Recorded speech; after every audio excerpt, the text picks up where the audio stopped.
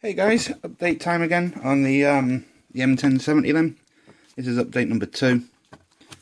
So I've done page 2, and there's not a great deal to do on the page 2. So I've jumped forward a little bit, and I've done page steps 3 and 4 as well. Okay, so on the instructions, as you can see here, there's only a few parts to assemble. These pieces here, for the airbags, the top of the airbags are actually shown down here. I'll talk about them in a minute. And then you've got a couple of pieces here, J26 and J25, okay, which turns out to be, once they're put together, up here, okay. The rest of it, you've got the engine supports up here for the bonnet, and you've got the bracing bar, and as it says there, no cement. I'm not entirely sure why, because once that's in, it's locked anyway. So I'm not sure why that's a no cement bit. I'll probably find out later on. But anyway, so step 2, all of that page there. Once you've completed that, you should end up with that. Okay. So there's the bracing bar at the top. Nothing spectacular. Like I said, it said no cement, but that is solid. That ain't coming out for nothing. Okay, so you've got this piece here, that's that piece. You've got the little bump stops here. Make sure you get them up the right way, so follow the instructions carefully on that one. You've got the suspension supports here. You've got bracing bars, which are these two. Nothing special about those at all. And then the airbags on the bottom. Okay, when it comes to the airbags, that's where they're located, the 6 of them. You can't really tell on the instructions that clearly, but you've got a little tiny hole on this end. So when you're putting them on your vehicle, zoom, you need to make sure you get the little holes all facing the right way in between. Okay. In there, because I'm sure there's parts that will locate into that eventually, but it doesn't really show you that clearly there, because regardless of which way you put that on, you can either put it on that way or the other way and it still looks right. So make sure you've got the little hole facing outwards, okay, as it is there. The other thing I'd suggest is when you're cutting all these little pieces off, like F6 and F36, and then these, the J26 and J25s, once they're together, they look very, very similar.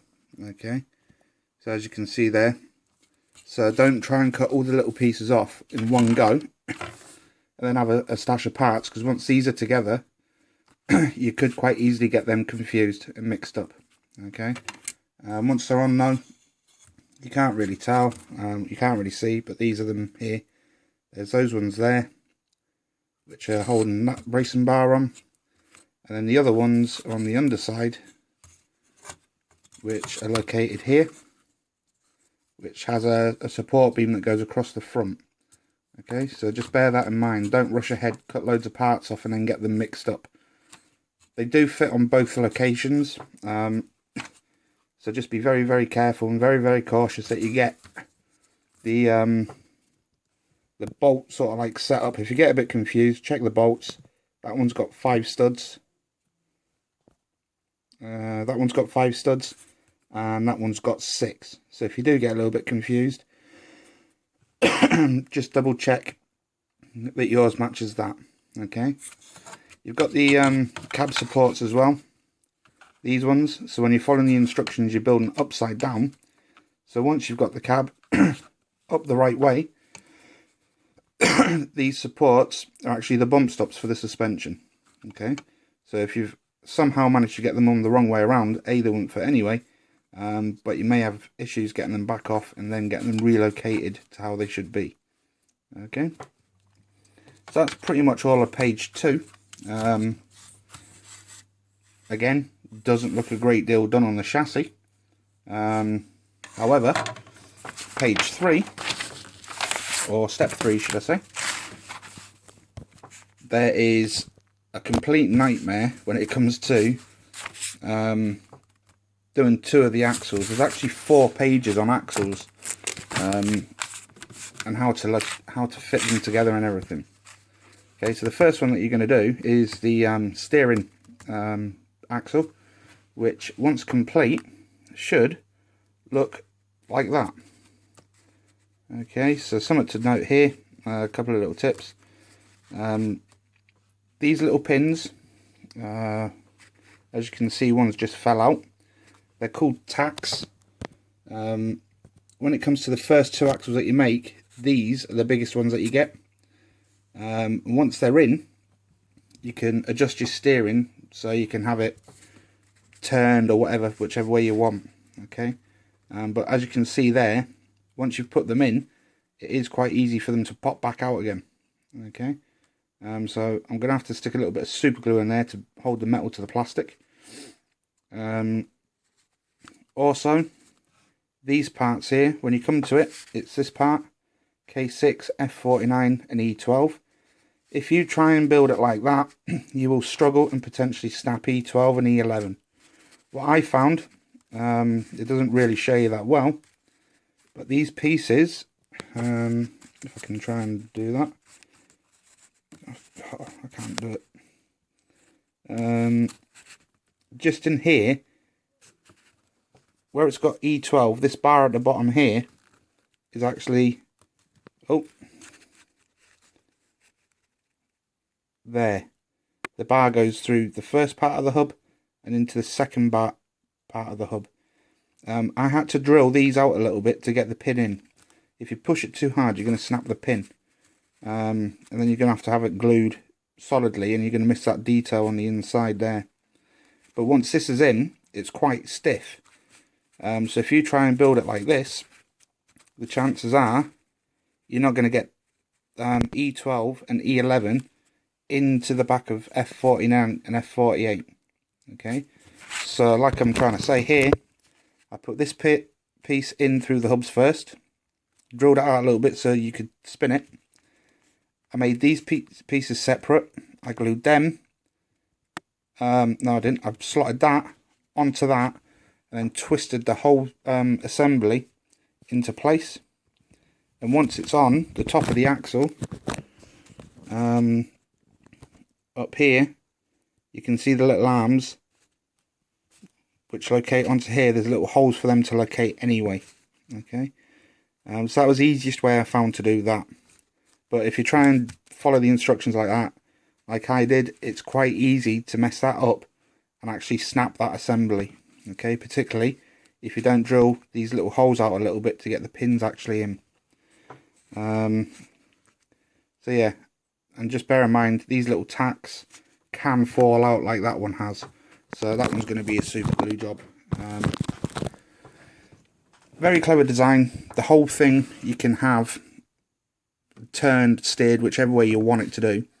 But once you've got it there, once you've got the pieces in place, it's going to be set in that location. You're not going to be able to turn it once you've glued it.